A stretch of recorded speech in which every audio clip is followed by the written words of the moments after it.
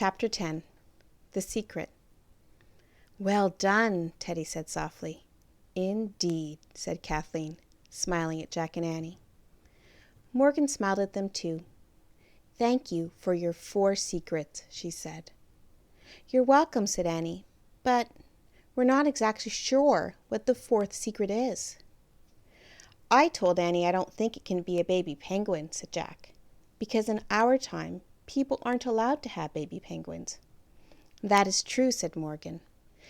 "But people can always take care of someone, or some creature, who needs them." "So that's the secret?" said Annie. Morgan nodded. "Taking loving care of another can make one very happy," she said. "Like the other 3 secrets, it helps us look outside ourselves. Then we can better see all the gifts the world has to offer." "Yeah, taking care of Penny really took my attention off myself," Jack said. "I forgot about a million things I was worried about." "I know you will miss her," said Morgan, "but I imagine you will see her again someday."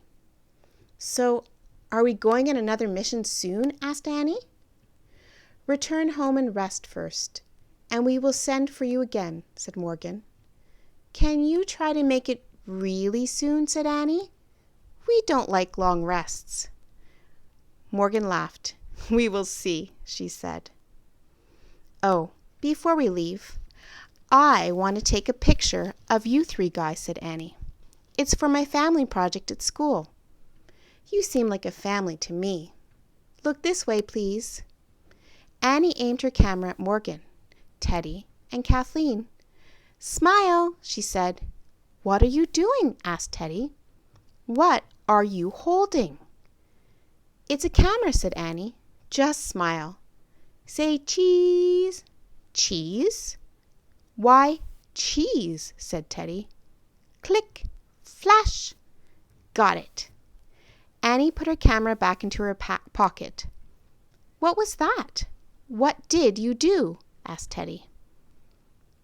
"It's hard to explain," said Jack. "It's like magic from our time." "Goodbye now," said Morgan, smiling.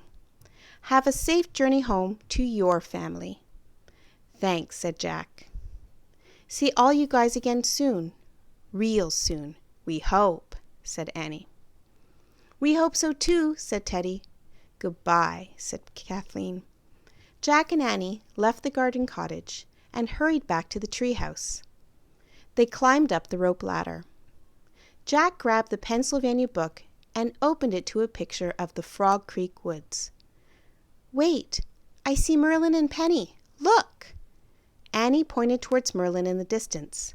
He was still walking through the apple orchard with Penny at his side. "They look like a little family now, too," said Jack. "Yeah, they do. I should take their picture," said Annie. She aimed her camera at Merlin and Penny and took a picture. Then she sighed. "Okay, home now." "Bye, Penny," Jack said softly. Then he pointed in the book to the words Frog Creek. "I wish we could go there," he said. The wind started to blow. The tree house started to spin. It spun faster and faster. Then everything was still. Absolutely still. "We're home," Annie said. "That was a great trip." She and Jack were back in the Frog Creek woods. "Yeah, I hope we see Penny on our next mission," said Jack. "If we see Merlin, we'll probably see Penny," said Annie. "I think those 2 are a team now. At least we have a picture of them, and a picture of Teddy, Kathleen, and Morgan." Annie held up her camera and clicked through the photo display. "Oh no," she said. "I don't believe it." "What?" said Jack. "All my pictures are gone," said Annie. "No Antarctica, no Merlin or Morgan, no penguins." "Really?" said Jack. "Maybe you can't keep the pictures you take on a magical trip." "I think you're right," said Annie. I only have one picture. I took it right before we left home." She held up her camera to show Jack. It was a picture of him. He had a grin on his face. "That's when I saw the streak of light over the wood," said Jack, "and I knew the treehouse was back." "Well, at least I captured that moment," said Annie, sighing. "Yep." Jack put the Antarctica book on the floor of the treehouse and pulled on his pack. Then he climbed down the rope ladder. Annie followed. As they started tramping over the fallen leaves, the woods were growing dark. Jack felt a little cold and hungry. "So, the fourth secret is take care of someone who needs you," said Annie. "I guess that could mean lots of things. Like take care of a sad person, a baby, a puppy, or a new kid in school." Jack nodded. "Yep," he said. "And maybe it works the other way too." "What do you mean?" said Annie. "I think sometimes you can make other people happy by letting them take care of you," Jack said. "Oh, right," said Annie.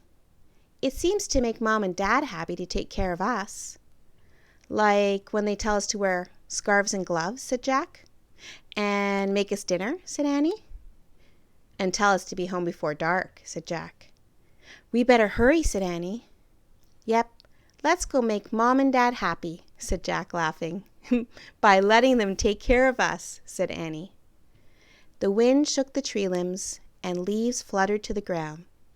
Geese honked overhead as Jack and Annie hurried home through the chilly November twilight.